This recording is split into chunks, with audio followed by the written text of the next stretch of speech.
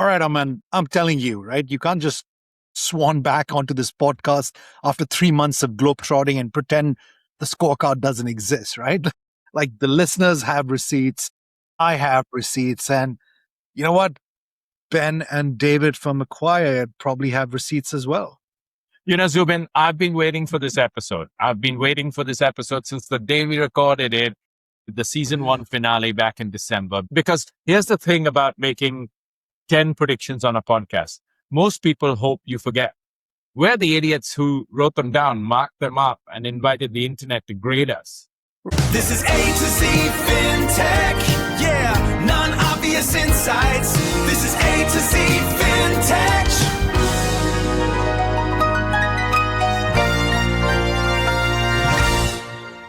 Right. Welcome back to A2Z Fintech. This is the special Q1 hot take. No cold opens, no cinematic scene settings, no history sweep, none of the usual theater. Yeah, just a scorecard about 15 minutes of accountability. Think of this as the quarter pole of 2026 season. In F1 terms, with 3 races, 2 suspensions into a 22 race calendar. The tires haven't even warmed up. The reset regulations are still being tested. The pit wall has the data, and it's time to look at the standings, Zuben. Yeah, and the headline before we get into it is 4 out of the 10 fully playing out, another 3 directionally correct, 1 spectacularly wrong, and 1 where the outcome is, shall we just say, pending. Which between 2 guys with 50 years of combined scar tissue across banking, big tech, and payments, I'll quietly submit is not a bad hit rate for 90 days of elapsed time. But let's not grade on the curve. Let's go through it. Yeah. Let's start with the wins, the P1, P2, and maybe the P3 of Q1. Because if we're going to eat humble pie later, we'd earned a lap of honor first. The podium finishes. Start with the biggest one. Prediction number 3, Visa and Mastercard settling on chain. Dead right. And not in some vague directional way, right? Like in March, Mastercard walked into the market and acquired BVNK, a stablecoin infrastructure firm, for $1.8 billion with a B dollars, which for those keeping score at home is the exact thesis we laid out in December. They would stop fighting stablecoins and opt into them. And we covered that, if you missed it, in our last episode. Now, That's Visa exactly right. didn't just watch. Visa Direct is now running at $3.5 billion in annualized stablecoin settlement volume. That's not a pilot. That's not a press release. That's a product line. Yeah, and here's the non-obvious bit that I don't think the market was fully priced in yet, right? The card schemes aren't becoming stablecoin companies. They're becoming the regulated settlement layer for stablecoins, right? The new interchange, the same toll roads, but different asphalt. Yeah. Well, win number 2, compute nationalism. That was prediction number 8. Right. This one wasn't even close, right? Like Gartner reported sovereign cloud spending will hit about, 80 billion this year, up 35%. The Middle East and Asia are holding H100s and B200s like central banks used to hold gold. But when you stop and think about it, that's exactly what they are. GPU clusters are strategic reserves now. Yeah. And the tell, Zuben, was never going to be a single headline. It was a pattern. When France starts talking about AI factories in the same tone they used to talk about nuclear plants, you know that the metaphor has shifted. Compute is the new oil and sovereignty is the new OPEC. Right. And so let's go to podium spot 3, the OpenAI-Microsoft divorce, which was our prediction number 4. Messy, public, in progress, exactly as called. The late March news broke that they restructured the partnership. Microsoft secured $250 billion in contracted Azure purchases, which sounds like a win until you read the fine print of it, which effectively granted OpenAI compute autonomy. Microsoft stock slid in Q1 because investors finally understood what we said in December. They are funding a company that is actively swimming across the moat. Yeah, the word divorce is doing a lot of work here. It's not a clean split up. It's this conscious uncoupling with what, let's just say, a $250 billion prenup. And the fourth podium, P4, because I'm counting 4 wins here, not 3, is the one Zuben, I'm quietly satisfied about. It's the Ive-Altman hardware baby, or the lack thereof. Prediction number 5. Yeah, this is the paperweight prediction, right? I think you called it paperweight in December. Yeah. Right? Like in March last month, the first prototype leaked, right? Like the reviews from people who've actually held the thing are calling it, and I quote in spirit, beautiful, minimalistic, screenless ambient device that feels like a luxury object rather than a smart mode killer. Yeah, so minimalistic that it didn't even appear so far. It's the politest possible way of saying pretty paperweight. And look, I want to be careful here. I'm a lifelong fan of Johnny Ive. I was a fanboy before the iPhone was launched. But the market is skeptical. The market is skeptical for the exact reason we flagged in December. Melding hardware and software into a magical moment is infinitely harder than Steve Jobs made it look. Sam Altman, for all of his talent, is no Steve Jobs. All right, so 4 for 4 on the podium. Let's get into the mixed results before we get too cocky. Okay. In the points bucket, not P1, or on the podium, but we're on the board. Let's go. Yeah, prediction 1, right? Like the CUDA killer, Google and Huawei. Yeah. Well, we're kind of halfway right and halfway wrong, but fully interesting. There is no sign of the Huawei joint venture. That would have been, still got 3 quarters to go. Geopolitics made that one a bridge too far so far, as it probably always was. And here's what happened. In late March, Huawei launched the Ascend 950 PR, the Atlas 350, claiming that it's 2.87 times faster than NVIDIA's H20. Meanwhile, Google is aggressively pushing its OpenXLA stack to decouple software from NVIDIA software, and Huawei is building its ecosystem to be compatible with those open standards. So I mean, what we're saying is the alliance is real. It's just not a press release.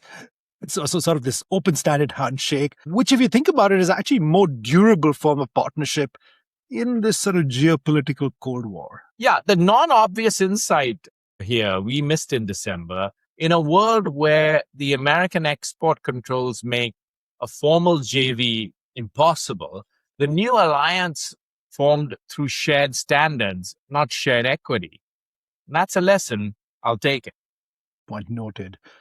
Prediction 7, agents get a license. Yeah. Well, also directionally correct, Zuben. Wrong, in the specifics. We predicted regulators would create a dedicated license AI agents to hold money and sign contracts. What actually is happening is more interesting. In March, the UK's Competition and Markets Authority published a guidance stating that businesses are 100% legally liable for their AI agents' actions. Different from a license, but I'll give you that, like arguably more consequential, because if you're a company and you sort of deploy this agent that goes off the rails and books 10,000 flights to Kazakhstan on a corporate card, you can't hide behind the AI did that, right? Like that's the regulatory thunderclap, right? The legal framework for agentic commerce is being built faster than we expected, but through liability, not licensing. Almaty, here we come. Prediction number 6, quantum breaks encryption. CUDA scares. Right. Yeah. And no, we not had no CUDA event yet, but I think the panic upgrade cycles we predicted, I would say completely real, right? Like, and we saw this in February with Google's leadership issuing this massive call to action, warning that, the store now, decrypt later sort of attacks are accelerating. We've also seen banks spending record amounts on post-quantum cryptography this quarter itself. Now, research published in Q1 dropped this physical qubit requirements to crack, 2048-bit RSA from 20 billion down to under 1 billion. That's a factor of 20 reduction in security margins. The actual break is closer than the industry wants to admit. The scare is here. The event isn't. I'll take half credit and a nervous glance at the calendar. Yeah, no, this may have a longer horizon than even 2026. Now, tucked in a quick one in our prediction 9, AI enters real F1, right? Mercedes announced a massive expansion of their Microsoft AI partnership for the 2026 season. They're running 1.1 million data points per second, which is staggering for live decision making. Redwood and Oracle reveal their own AI strategy agents. Whether it wins the championship is a Q4 question, but the AI strategies are officially in the garage, right? Directionally correct. All right. The part of this episode where we eat pie. All right. Hand me a fork. I'm on prediction 2. The mega merger. JPMC buys NuBank. Dead wrong. No movement. Jamie Dimon's Q1 commentary was all about sovereign AI infrastructure. NuBank remains independent, growing, listed in the US. That's material. And frankly, looking more like the acquirer than the acquired. David Velez isn't waiting to be bought. He's preparing to invade the United States, which we covered in the Purple Revolution episode back in July. Yeah. And so directionally of the arrow was wrong. We had JPM swallowing NuBank. The reality is NuBank might just be the aggressor, right? The hunter becoming the hunted, becoming the hunter again, which, by the way, interestingly is, I would argue, Revolut's playbook too. But I want to flag something that the research on this turned up. Our corollary to that prediction, the one that we almost threw away as an afterthought, was dead right. We said that JPM move would trigger reverse mergers, where large neobanks would buy some traditional banks just for the license and the deposits. That's exactly happening, Zuben. Several European neobanks moved out on distressed regional legacy banks in Q1 for precisely that reason. Maybe I'm being defensive. Yeah. And so you're saying the headline was wrong, the footnote was right, which is, a very podcast way of hedging, Aman, and I'll call you out on it. Fair. Harsh but fair. Mark it down as a loss with a silver lining. Prediction number 10, Zuben, the hostile takeover of A2Z Fintech by Ben and David from Acquired. Let me just make one last check. Ooh, no call from Ben or David, which I'm going to be honest, slightly hurts my feelings. I had sort of a valuation range ready. Yeah, and by the way, it's not like there haven't been any acquisitions, Ben and David. Like, come on. Yeah. There's been quite a few OpenAI and This Week in Fintech. Yeah, This Week in Fintech with Plaid, that was a good one. So we remain stubbornly, defiantly, irritatingly independent. Power to the people. All right, man. Final lap. 4 for 10 fully, 3-ish directionally correct, 1 spectacularly miss. That's the scorecard. But I want to push you on the pattern, right? Because anyone can call a scorecard. What's the non-obvious insight underneath? So, Zuben, here's what I see. When I look at what we got it, where we got it right and where we got it wrong, there's a signal in there. We got it right where we read the structural logic of the system. Stablecoins displacing card rails was always going to be a capture, not a war. The OpenAI-Microsoft tension was always going to be a divorce because their incentives had diverged. Compute nationalism was inevitable the moment GPUs became strategic assets. These were calls based on 50 years of watching how big institutions actually behave under pressure, not at reading the headlines. You make a valid point. And where did we get it wrong? I think we got it wrong when we substituted the narrative for the structure. The JPM-NuBank merger was a beautiful story. We'll grant you that. But Jamie Dimon finally gets his global retail bank. David Velez crashes out at a premium. The symmetry was irresistible, but the symmetry is a storytelling instinct, not an investing instinct. And the actual logic of the system was the opposite. NuBank has lower cost to serve, a better tech stack, and a founder CEO with 20 years of runway. Why would he sell? You know what, Aman? That's the single best self-diagnosis I've heard on this podcast. We got it wrong where we mistook narratives for structure. And Write that, that down. and, Write that down. and that for our listeners is the whole game. Looking around corners isn't about being psychic. It's about knowing which parts of the system are load-bearing and which parts are just decoration. Zuben and I have spent 50 combined years, you can tell it by our hairlines, inside these boardrooms across 5 continents, watching people confuse the two. That's the moat. That's the moat of this podcast. We don't always get it right, but we get it right enough and often enough that when we tell you something, it's worth writing down. You know what? I think the most natural next question is, what are the quick call-outs for Q2, Q through Q4? Because I know everyone's going to be asking, Aman, what are you watching? What 3 things? 1, the Mastercard BVNK integration. We talked about it last episode. Watch how fast corporate treasurers move from pilots to productions on the stablecoin settlement.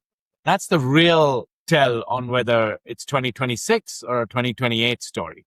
And Aman, looking back at the Stripe Stripe Bridge speed of integration, I think this is a 2026, early 2027 story.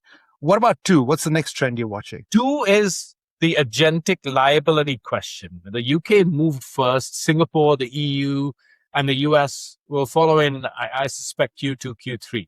How they frame it will determine whether agentic commerce scales into enterprise or stays stuck in sort of demos for the next 18 months. We need another pod on agentic commerce. We do. Man. We got to record one. And so what's the third one? Third is watch NuBank in the US. With a national charter, they could launch a meaningful product market fit in, single or multiple states by Q3. Every American regional bank CEO is going to spend their Thanksgiving writing a strategy map. If they don't, the purple revolution pauses at the border. Yeah. So, honestly, those are the 3 areas I'm watching too. And for me, maybe I'll add one more, right? And we covered this a couple of weeks ago, which is the PayPal endgame. We did an entire episode on this. I'm not going to get into that. But Enrique Lors is the accountant. The accountant's job is to find the highest bidder.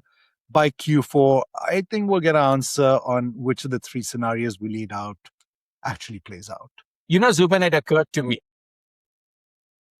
I want to tell you something. If we ever made Zuben's dream sort of like Game of Thrones kind of story about payments, the hero of that story would be D-Hawk, and the villain of the story would be poor Enrique Lors. Oh man, yeah, he's got a hard job ahead. Yeah. All right, Aman, let's bring us home, right? I almost feel like there's this mic drop coming, and we've got maybe a minute or so that we want to cover this on. So here's the thing about prediction. Most of them are performance art, right? Somebody in a suit tells you where or what's going to happen. And by the time they're wrong, everybody has moved on to the next shiny forecast. We don't do that really at A2Z. We write it down. We come back 90 days later and we check the ledger in public, because the only thing that separates a non-obvious insight from a lucky guess is the discipline of being graded. For 10, fully playing out in Q1 with another 3 directionally correct. It's not a victory lap. It's a reminder that between Zuben and me, we've spent 50 years inside these companies. That experience isn't decoration. It's the reason we could see Visa and Mastercard capitulating to stablecoins before the press releases hit. It's the reason we flagged the OpenAI divorce before the divorce lawyers showed up. And it's also the reason we got JPM-NuBank wrong, because 50 years teaches you that sometimes the story you want is not the story the system is writing. If you're the kind of person who wants to look around the corners instead of reading the rearview mirror, you are in the right place. Stick with us. Tell a friend. Tell the CFO in your life who's still trying to figure out what agentic commerce mean. Subscribe, share, and send this to that one person in your network who you think deserves a seat at the grown-up table on this stuff. And we'll see you at the season review in July. By then, a couple of these directionally correct calls may have graduated to dead rights, and a couple of the dead rights may have gone backwards and wobbled. That's the beauty of making real predictions in real time in public. The scoreboard never lies. Right. Or on that annoyingly profound note, I'm going to go update my spreadsheet and maybe quietly brag to my kids that Daddy called the Mastercard BVNK deal 3 months before it happened. They're going to be thoroughly unimpressed, Zuben. Utterly. Stay curious. Stay purposeful and stay on the grid. Beijing to Bangalore to the Bay. Two friends from Google knowing the global way. Traveled the world exploring finance and tech. Delivering those non-obvious insights. Check. 25 years of experience, we're bringing the heat. From Singapore to San Francisco, this is the street. This is A2Z Fintech. Yeah, non-obvious insights. This is A2Z Fintech.